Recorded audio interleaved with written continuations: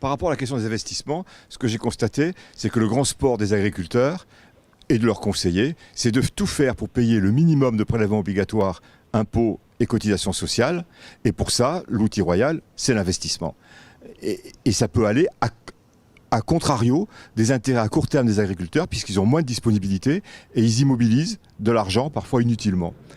Face à ça, qu'est-ce qu'on peut faire? Sur le matériel, par rapport aux impôts, pourquoi on paye moins d'impôts? Parce qu'on amortit. Et une fois que le matériel est amorti, quand on le revend, la plupart des agriculteurs, c'est-à-dire tous ceux qui font moins de 250 000 euros de chiffre d'affaires, sont exonérés des plus-values. Donc ils le réintègrent sans impôt.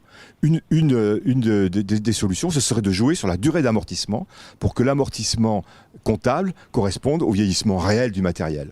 Par rapport aux cotisations sociales, les cotisations, pour la plupart, sont assises sur le résultat. Si on les asseyait non pas sur le résultat, mais sur la valeur ajoutée, c'est-à-dire la valeur ajoutée, ça rémunère le travail et les investissements.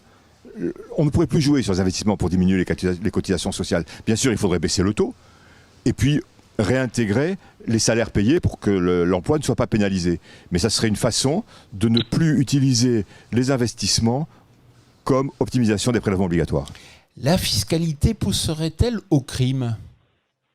C'est là où c'est pas rationnel. C'est que, et Jean-Marie, il l'a dit, on va dire le comptable, il va vous pousser pour faire des économies.